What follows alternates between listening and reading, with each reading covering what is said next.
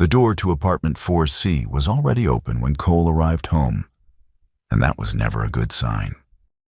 Inside, every cabinet in the kitchen stood wide open. Ingredients lined up on the counter like soldiers waiting for inspection. A bottle of hot sauce, a jar of peanut butter, and standing in the middle of all of it, reading the back of a cereal box with the focused intensity of someone decoding classified military documents, was Vera. She was 7 feet tall. Her skin shifted between deep violet and gray depending on the light, the way oil on water changes color when you tilt it. Her eyes were a solid pale gold with no pupils that Cole could see. She had 4 fingers on each hand, and right now all 8 of them were gripping that cereal box like it owed her money. "You left the door open again," Cole said. "This box claims it contains 1,000% of the daily recommended value of vitamin B12. Vera said, not looking up. "That is not possible. That is a lie printed on food. Your species lies on food. That is called marketing. It is called deception." Cole walked past her and started putting groceries away. "Why are all my cabinets open?" "I am conducting a survey of my kitchen, of human food, technology."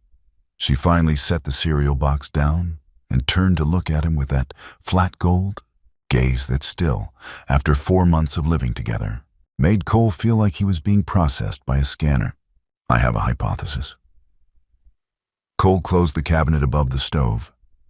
"Does your hypothesis involve me eating something?" "Yes." "Does your hypothesis involve you cooking something?" A pause. "That word implies I would be following a known procedure. I am not following a known procedure.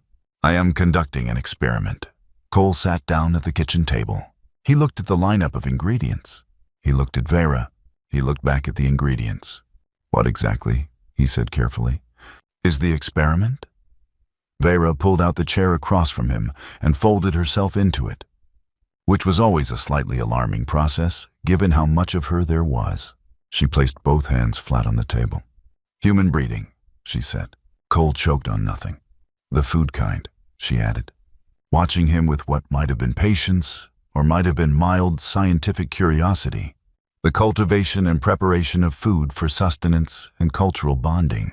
Your species calls it cooking, but the correct term in my language translates closer to breeding, growing something intentional from raw components, coaxing life from inert material." Cole's throat cleared. "That makes sense." "You assumed I meant something else." "I absolutely did not."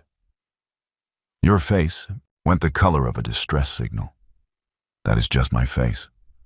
Vera tilted her head, approximately 12 degrees, which was her version of a raised eyebrow.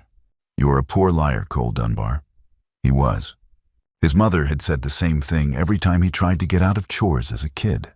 And somehow hearing it from a 7-foot alien with no pupils hit the same nerve in exactly the "I thought you meant something else. Why do you want to learn to cook?" She was quiet for a moment.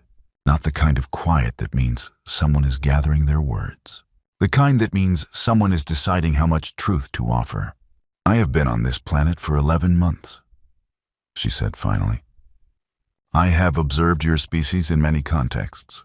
But the behavior that I cannot adequately model is this one: the deliberate preparation of food as an act performed for another person, not for survival, but as a signal." "A signal of what?" "That is what I am trying to understand." Cole looked at her for a long moment. Outside, a car alarm went off 2 blocks away and then stopped. "I'll teach you." Vera's skin shifted slightly, the violet deepening for just a second before settling back. If Cole had learned anything in 4 months, it was that the color shifts were involuntary. That one meant something, but he hadn't cataloged it yet.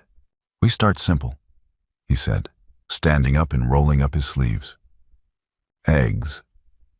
"Eggs," she repeated, picking one up and examining it with the cereal box intensity again. "They came out of a chicken." She set it down. "I know where eggs come from, Cole. Just making sure we're on the same page." He cracked one into a bowl. She watched with the focus of someone witnessing a surgical procedure. He handed her an egg. She held it for a moment, then tried to crack it the way he had. Shell everywhere, pieces in the bowl, yolk broken. That is incorrect, she said. That is learning, he said. Try again. She picked up another egg. This time she paused first, cracked it against the bowl's edge with careful, measured force. The color shift happened again, just for a second. That, Cole said, is called getting it right. Vera looked at the egg in the bowl. Then she looked at her own hand, the hand that had done it. There was something in her expression that Cole didn't have a word for yet, something that had more weight than pride. The ratio of force required is counterintuitive, she said. It usually is. She picked up a third egg. Cole stood next to her, close enough that he could see the faint bioluminescent lines along her forearms that glowed when she was focused, like circuit traces under her skin. He hadn't noticed them the first week. Now he noticed them constantly. The third egg cracked clean. The fourth cracked clean. By the fifth, she wasn't looking at her hand anymore. She was just doing it. The way you do a thing once your body has learned it. The way the knowledge moves from your head to somewhere deeper and quieter. You are a fast learner, Cole said. I am a precise observer, she said. There is a difference. Is there? She considered this. A fast learner repeats until success. A precise observer understands why the success occurred. Cole thought about that. Can't you be both? Another 12-degree tilt. In this case, I believe I am both. He laughed. She didn't, because she didn't laugh the way humans did. But her skin shifted color again, and he was starting to think that might be the same thing. Scrambled or fried? He asked. Which is more difficult? About equal, different skills. Then we do both, she said. Cole pulled a pan from the cabinet. Outside, the city did what cities do. Loud and constant and indifferent. Two beings who had no business being roommates stood in a small kitchen under bad fluorescent. The next morning, Vera was already at the table when Cole came out of his bedroom, and she had made coffee. Not even close to good coffee. It was the color of motor oil and smelled like it too. And when Cole poured a cautious cup and took a sip, it tasted exactly like how he imagined regret would taste if you could drink it. He drank the whole cup. You are grimacing, Vera said, watching him from across the table with her data pad in hand. I am savoring. That is not what savoring looks like. I have observed you savoring coffee before. This is the opposite. Cole set the mug down. How much coffee did you use? The instructions on the bag said 1 tablespoon per 6 ounces of water. And how many tablespoons did you use? A pause. I scaled it. Scaled it to what? To my body mass relative to yours. She said it with complete logical serenity, the way someone announces that 2 plus 2 is 4. Cole stared at her. Vera, that is not how coffee works. That is how dosage works. Coffee is not medicine. It contains stimulants that affect neurochemistry. That is functionally medicine. He could not argue with that, technically. He could also not drink another cup. He quietly poured it down the drain while her attention was on her data pad. I have been researching, she said, not looking up. I found something that interests me. Yeah? There is a category of food preparation your species engages in specifically for comfort. Comfort, she looked up. Eat food made when something is wrong, or when someone is sad, or when the day has been difficult. Cole sat down across from her. Yeah. Explain the mechanism. It doesn't really have a mechanism. It's more like... He paused, trying to put something he'd never thought about into words for a being who needed the logic. The taste or the smell reminds you of a time when things were okay. So eating it kind of borrows that feeling for a little while. Vera was quiet. You are describing sensory memory as emotional infrastructure, she said. I guess I am. That is remarkably efficient. Your nervous system stores emotional states attached to sensory data, and retrieval of the sensory data retrieves the emotional state. When you say it like that, it sounds like a computer. All memory systems have architectural similarities across species. The function is the same. A pause. What is your comfort food? Cole thought about it. My mom used to make this thing. Not even a real recipe. Just buttered noodles with this specific seasoning she used. But whenever I had a bad day as a kid, that was what appeared. She'd just make it. She always knew. Vera considered this for a very long time. She read your distress signals and responded with a preemptive provision of biochemical comfort. She was my mom. Yes, Vera said. I understand that those two statements mean the same thing. Cole looked at her. She was looking back at him, gold eyes steady and serious. And there was something in the moment that sat heavier than it should have for 8 in the morning on a Tuesday. Do you want to learn to make it? He asked. She set down her data pad. Yes. He got up and found the pasta in the cabinet. It was the cheap kind, the kind that came in the big box, and he had a drawer somewhere that had the seasoning his mom had always used. He dug around until he found it, a battered tin that had survived 3 apartments and one very disastrous cross-country move. He handed it to Vera. She opened it carefully and smelled it. Her head came up. Something moved across her face that didn't have a human name. What is that? Cole asked. My species has a sensory response to certain aromatic compounds. This one, she paused.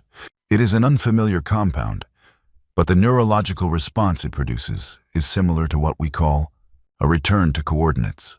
Cole didn't say anything. He just filled the pot with water and put it on the stove. Vera held the tin for a moment longer. Then she set it carefully on the counter like it was something important, and moved to stand beside him at the stove. You stir it, Cole said, once it starts boiling. I understand stirring. You also understood cracking eggs yesterday, and you put a crater in my bowl. I had not yet calibrated. Just don't overstir. She took the spoon from him. Define overstir. When it starts looking nervous. She looked at him. A pasta cannot be nervous, I know. But when it starts looking that way, you're overstirring. A pause. That is not a useful definition. No, he admitted. But you'll know it when you see it. She watched the water begin to heat. The bioluminescent lines on her forearms were glowing. The focused ones. The learning ones. Cole leaned against the counter and watched her watch the pot. Yes. Why did you want to come to Earth? What were you looking for? She didn't answer immediately. The water began to simmer, tiny bubbles forming at the bottom of the pot. I was assigned here, she said. That's not what I asked. Another long pause. She held the spoon loosely, not stirring yet. There is a concept in my culture, she said finally, and for which you do not have a direct translation. It describes the experience of encountering a species whose methods of surviving are so different from your own that observing them reconfigures your understanding of what is possible. She paused. I had read about humans. I wanted to see it, whether it was true. Whether what was true? The water reached a full boil. She began to stir, slow and even, on whether a species so fragile could also be so. She searched for the word. Whether those two things could live in the same body without contradiction. Cole didn't say anything for a while. And, he said eventually. She looked at the pot. Then she looked at him. The color shift happened, that deep violet. And this time it stayed a little longer before settling. The pasta's ready, she said.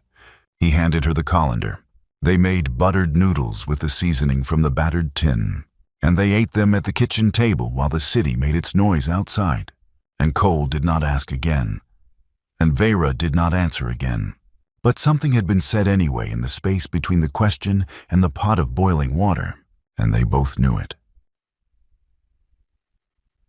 3 weeks into the cooking lessons, Vera attempted her first independent dish. Cole came home to smoke, the lazy gray kind that hangs in the air and smells like ambition that went slightly sideways. The smoke alarm was going. Cole reached up and pressed the button to silence it, which he had done enough times in this apartment that the gesture was automatic. Vera was standing at the stove, holding a pan that contained what had once, probably, been an attempt at pancakes. They were the color of a protest sign, very committed to their wrongness. I followed the recipe, she said, without turning around. I believe you. The temperature setting was as specified. Cole came to stand beside her and looked at the pan. What temperature did you use? Medium. Medium on our stove runs hot. That information was not in the recipe. No, he said. It usually isn't. That's the part you learn from burning them. She turned the pan slightly, examining the damage with the detached interest of a scientist reviewing unexpected data. The first two were this result. The third and fourth were an improvement. The fifth was correct. The sixth I overcompensated on, and it was too pale. Cole looked at the pan. One lone pale pancake sat next to 5 dark ones. The fifth was correct, he repeated. Yes. Can I try it? She pointed to the counter where a plate sat with a single pancake on it. The one she had deemed correct, saved deliberately.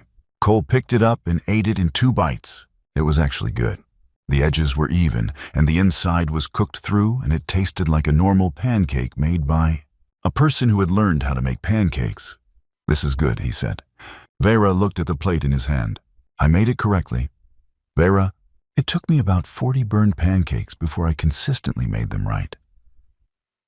I required 5 iterations. I know.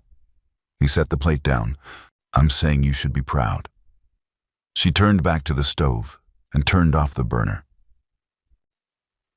Pride is an emotion that functions as positive reinforcement for competence-building behaviors. I am aware that this is the appropriate moment for it. That's not the same as feeling it. Ah, it is not. Cole started cleaning the pan. She watched him for a moment, then picked up the dish brush and moved him gently aside with one large hand and began cleaning it. Her cleaning was methodical in the way everything she did was methodical, each stroke deliberate. My people do not cook, she said while she worked. We have nutrient preparation. It delivers exactly what the body requires and no more. Sounds boring. It is not boring. It is logical. Can be both. She rinsed the pan. I've been thinking about what you said, about the buttered noodles appearing without asking. Yeah? On my planet, care is expressed through action. Specific, requested, necessary action. You identify a need. The emotional content is understood to be embedded in the utility of the act. She dried the pan. But what your mother did was not in response to a request. It was in response to a signal she had learned to read. Cole sat down at the table. She knew me, yes. She had accumulated enough data on your patterns that she could predict your state and respond preemptively. Vera hung the pan back on its hook. That is a different kind of care, anticipatory. Is that not a thing your people do? She sat down across from him. It is not a thing we express through food. We do not use sensory provision as emotional language. The concept is. She paused. New. Cole rested his chin in his hand. Do you like it? The concept. She looked at the table for a moment. There were flour marks on it from the pancake attempt. She ran one finger along a small white streak. I made the 5th pancake correctly, she said. Then I made a 6th, knowing the 5th had worked, and I changed something anyway. I overcompensated. Yeah, I noticed that. I did not do it by accident. I did it because... She stopped. Because I wanted to know if understanding the correct thing also means knowing what happens when you push past it. Whether the boundary of correct is solid or whether it has some flexibility. Whether there is a space past correct that is still acceptable or whether it collapses. Immediately, Cole was quiet for a moment. What did you find out? The past correct collapses fairly fast in pancakes. A pause. But I found out, and the finding out was. She looked up. I did not want to just make the correct pancake and stop. Cole looked at her for a long moment. The fluorescent light above the kitchen hummed. Outside, a siren went somewhere distant and went quiet. Yeah, he said softly. That's cooking. The 4th week, Cole got sick. A head cold that arrived on a Wednesday morning with the subtlety of someone kicking a door open. and announcing its own presence. His head was full of cotton. His throat felt like sandpaper had taken up residence. He called into the office and went back to bed. Vera did not have anywhere to call into. Her research assignment was largely self-directed. She was at the kitchen table with her data pad when he emerged at noon, wrapped in a blanket, looking for something to drink. She watched him fill a glass of water and drink half of it, standing at the sink. "You are unwell," she said. "Observed," Cole said, sitting down heavily at the table. She looked at him for a moment. Then she set her data pad down and went to the kitchen. Cole watched from the table as she opened the cabinets, not the survey way she had opened them that first day. She pulled out the box of pasta, the tin on the counter. She filled a pot with water. He didn't say anything. She made buttered noodles. It took her 20 minutes. She did not consult any recipe. She had watched him make it twice, and she had made it once with him. And that, apparently, when she set the bowl in front of him, it was correct. It was not fancy. It was not nutritionally optimized. It was just what it was. With the seasoning from the battered tin, and Cole looked at it and felt something shift somewhere in his chest that had nothing to do with. "You didn't have to do that," he said. Vera sat back down across from him and picked up her data pad. "You required comfort provision," she said without looking up. "I was available to provide it." Cole ate the noodles. They were not as good as his mother's. They were good in the way that a thing made by someone who learned a thing from you and then did it back for you is always good, which is a way that has very little to do with the taste. "Yes, thank you." A pause. She did not look up from the data pad. Her skin shifted just barely, that deep violet. It lasted longer than usual this time before it faded. "You are welcome, Cole Dunbar," she said. Outside it was raining, a steady gray rain that blurred the window and made the apartment feel smaller and warmer than it. Cole finished the noodles. Vera worked on her research. By the time he put the empty bowl in the sink and went back to bed, he realized he had stopped, noticing the solid gold eyes and the 7 feet and the way the light moved in her skin. Or maybe he had not stopped noticing. Maybe he had just stopped thinking of those things as the most notable thing about her. The most notable thing about her was that she had made buttered noodles without being asked. On the last day of the second month of cooking lessons, Vera made dinner, not a practice run, not an experiment with designated failure tolerance. Planned, prepared, and served at 6 in the evening on a Saturday, with the kitchen clean and 2 plates set at the table and a dish that Cole had never seen before, sitting in the center. "What is this?"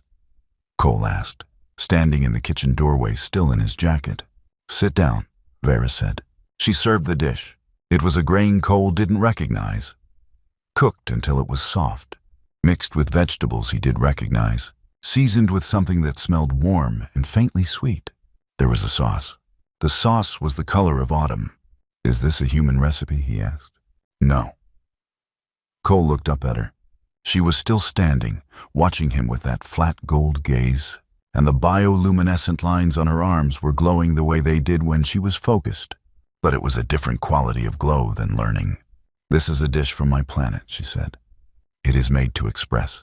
She paused, searching for the right word with the care she always took for the right word. "It is made to express regard. In my culture, it is prepared for someone you have come to know well enough to observe their. It is not a celebration dish. It is not a ceremony dish. It is the dish you make when you realize that someone's presence has become a coordinate in your understanding of a place." Cole was quiet.